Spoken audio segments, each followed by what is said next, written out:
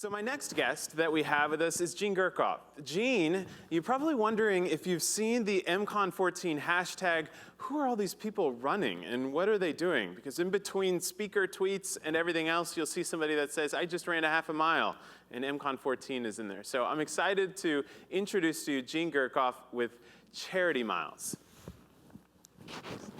Hey, Gene. Hey, how's it going, Derek? How are you? Good, thanks for having me. Yes, have a seat.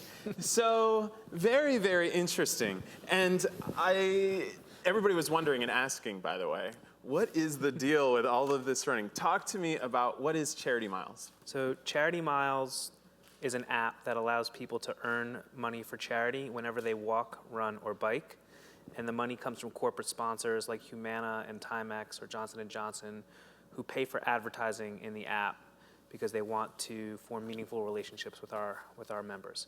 And so we've activated our members to amplify the message of this conference and asked them to include the MCON hashtag in their tweets after they finish their workouts. I can't complain, thank you. Message. Yeah. Yeah. So you, big award, 2013 South by Southwest, People's Choice Award. Yep, that was a big one. It's probably one, how did that happen? Again, you know, Lance Armstrong wrote a book that it's not about the bike. It's about the person riding the bike and that person's heart, and I guess in his case, the vast amounts of illegal drugs coursing through his veins. But with us, it's not about the app. It's about our members and our community and the passion that they have. So the People's Choice Award is something that is voted on by the public. And we were able to activate our members, which even at that time was a relatively small community, to vote for us and get the word out.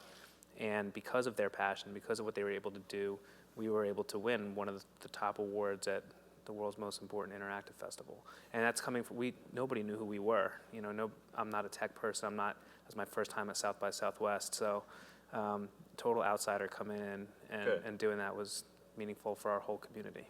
It seems like the running world in the charity run, race, walk world is so popular. I mean, even when the studies that we had performed, run, race, walks, first experienced by some millennials engaging with causes.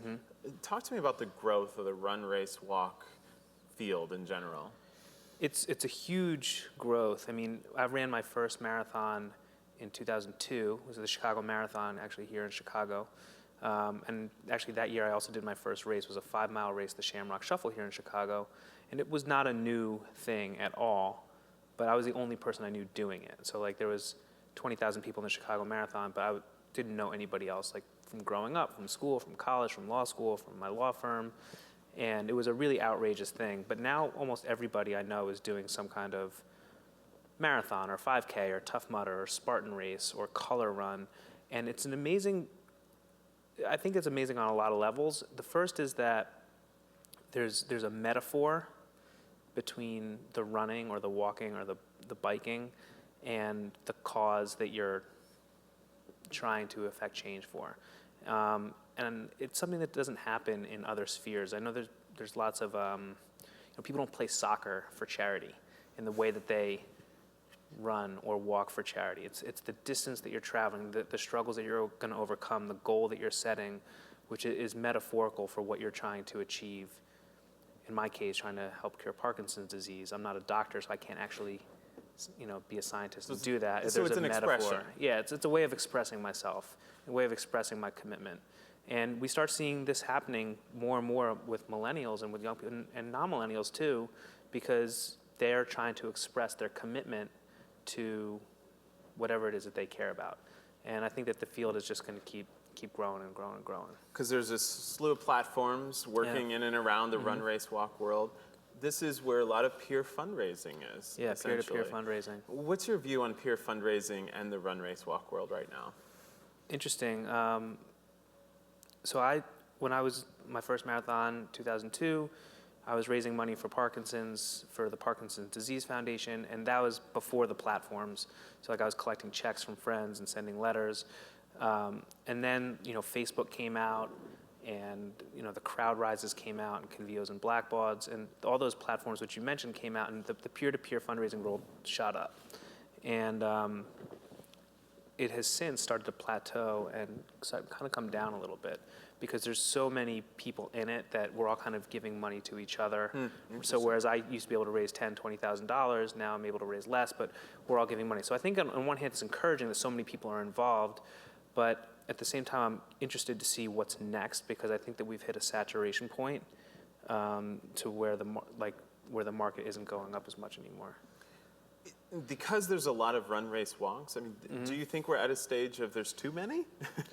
I don't think there's too many, but I just think that we have to think about what else this is good for. I mean, raising money is just part of the equation, and I think that it's super encouraging that these are run rates.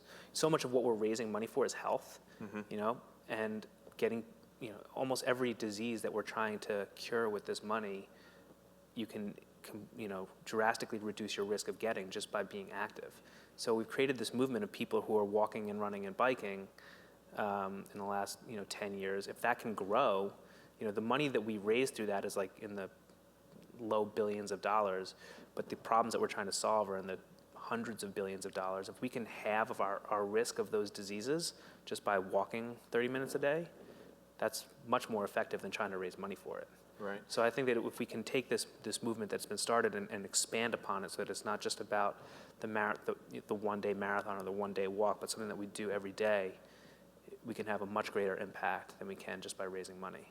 And it seems that the Charity Miles app environment, I mean, this whole Charity Miles concept is built upon self-expression, right? I get to show people, hey, I did this. Right.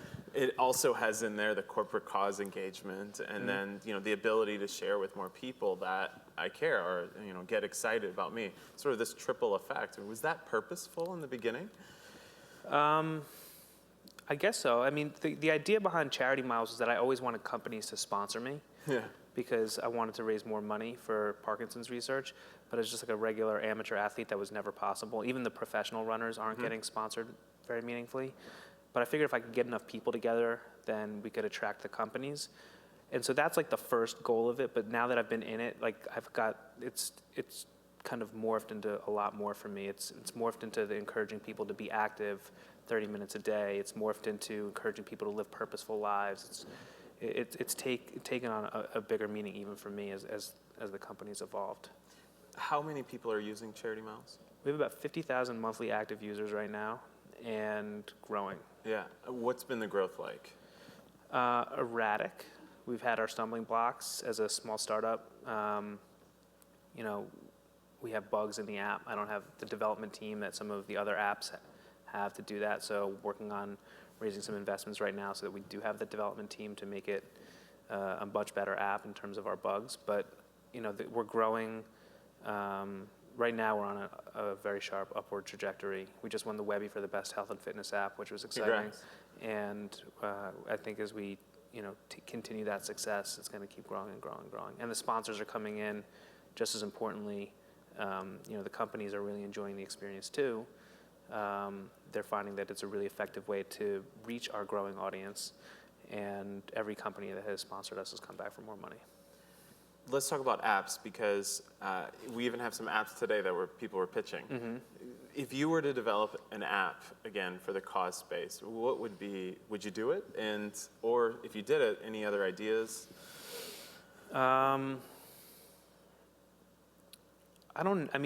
It depends. If you're going to develop an app, I think that it's important that it be extremely simple and that it use the unique features of the phone.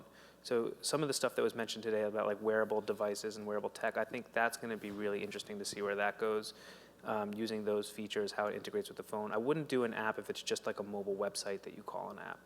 Right. Unless you're using like the accelerometer or the GPS or the camera in a unique way.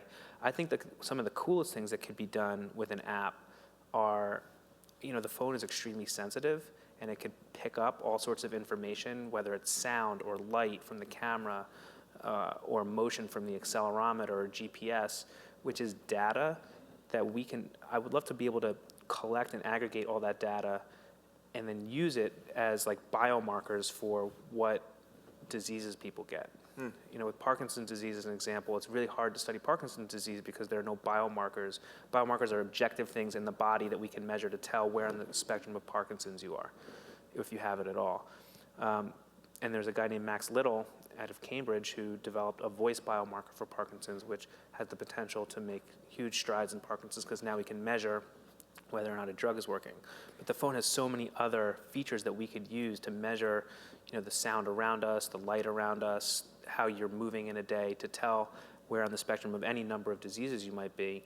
And that data could be extremely useful in understanding so many diseases that we don't really know. And if people start developing those types of apps, I think it can make huge strides in helping to fight these diseases.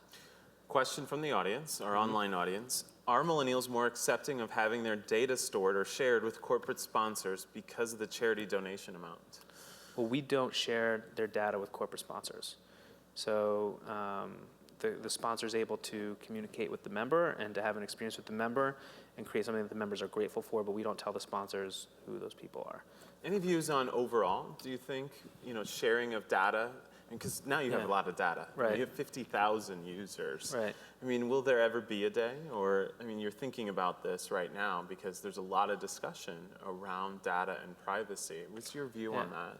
I mean, frankly, I'm totally with the people who are concerned about it. And there's a lot of advertising platforms right out there now, which I won't name, that everybody knows, that are doing things with data that I don't like as a person. And frankly, what is interesting to me is how unuseful it is. Everybody knows everything about me. Every advertiser, Facebook knows everything there is about me.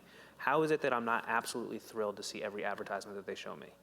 If they know everything that I like and everything that I'm interested in and what I'm doing and when I'm doing it, how is it that every time I see an ad, I'm not absolutely thrilled? How is it that only 1 out of 1,000, the rate for an ad is 1 out of 1,000? If you show an ad 1,000 times, maybe 1 out of 1,000 people will see it. Right. How is that possible? If you took a test and got 1 out of 1,000,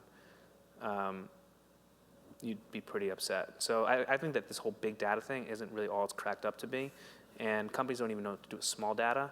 So We'll see. I think just have a relationship with someone. Right. Look them in the eye, be a mensch, shake their hand, and connect with them on the causes that matter to them. Don't go, mining their data and trying to figure out what they're about.